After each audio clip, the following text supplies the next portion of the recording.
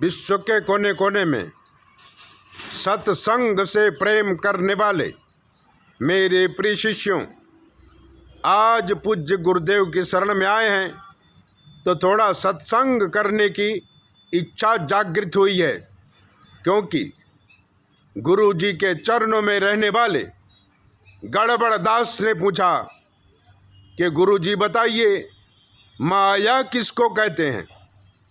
तब हमने उसको जवाब दिया, वो जवाब आप भी सुनिए।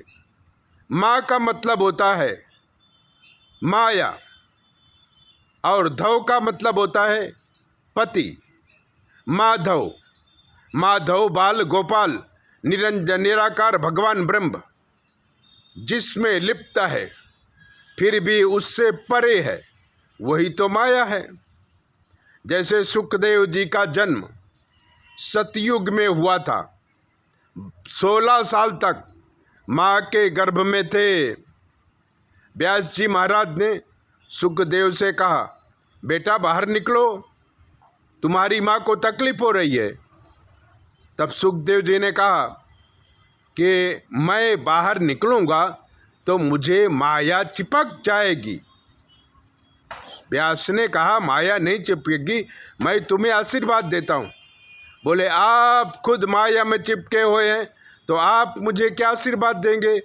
अभी मैं पैदा नहीं हुआ और आप बेटा बेटा करते हैं। जब मैं पैदा हो जाऊँगा तब तो आप मुझे कितना प्यार करेंगे। कोई किसी का नहीं जगत में झूठा नाता है। कितनी बार मैं तुम्हारा बाप बना हूँ, कितने बार तुम मेरे बेटे बने हो, कितनी बार मैं तुम्हारा गुरु बना हूँ, कितनी बार तुम मेरे शिष्य बने हो और कितनी बार मैं तुम्हारा शिष्य बना हूँ। तब व्यास जी महाराज ने माधव को याद किया, भगवान को याद किया। भगवान प्रत्यक्ष होए। तब भगवान ने कहा, सुखदेव को बाहर निकालो, 16 साल से गर्भ में है, माँ को परेशानी होती है। भगवान ने वचन दिया, सुखदेव तुम्हें माया नहीं लगेगी, तुम गर्भ से बाहर आ जाओ। तब सुखदेव जी भगवान के कहने से बाहर निकले और बाहर निकलते ही जंगल की ओर चल दिए। तब व्यास जी बेटा बेटा बेटा कहते हुए उसके पीछे दौड़ने लगे। नदी आई तो गोपियाँ निर्वस्त्र स्नान कर रही थी, तो सुखदेव जी आए तो उन्होंने वस्त्र धारण नहीं किया, लेकिन व्यास जी आए तो उन्होंने तुरंत वस्त्र धारण किया। व्यास जी ने पूछा कि अभी सुखदेव गया तब तो तुम कपड़े नहीं पहने, अब मैं आया तो कपड़े क्यों पहन लिए। बोले, सुखदेव तो निरंजन निराकार उपासक है, माया उसको नहीं लगी है, वो खुद निर्वस्त्र है, वस्त्र भी माया है। सुखदेव जी गंगा नदी के किनारे पहुँचे और वहाँ पर ऋषियों को भागवत का ज्ञान दिया। परीक्षित राजा को भागवत सुनाई और सबको इस संसार से मुक्ति दिलाई। उसके बाद सुखदेव जी नर्मदा नदी के किनारे आए। नर्मदा नदी के किनारे आकर के वास किया और वहीं पर भगवान की कथा करने लगे। तो व्यास जी पीछे पीछे आए और तब सुखदेव ने कहा कि तुम सामने के किनारे बैठो, मुझे देखते रहो, मेरे पास आकर के मुझे डिस्टर्ब नहीं करना। तो व्यास जी नर्मदा नदी के उस पार बैठे और सुखदेव जी नर्मदा नदी के इस पार बैठे।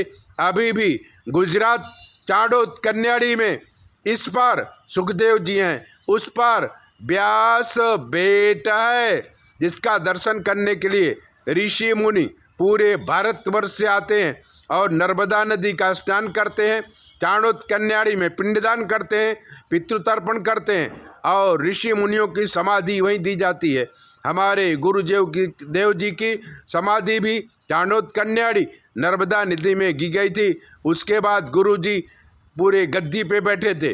पूज्यपाद स्वामी शिवराम दास जी महाराज जी के गुरु जी को नर्मदा नदी में समाधि दी गई थी। हम भी उसमें गए थे और बड़े ही भक्तिपूर्वक स्वामी शिवराम दास जी महाराज सरयूदास जी की गद्दी पर विराजमान होकर के जगत का कल्याण कर रहे हैं। ऐसे पूज्य स्वामी शिवराम दास जी के चरणार बिंदों में बारंबार नमस्कार करते हैं। जय सिया राम, जय जय सिया राम।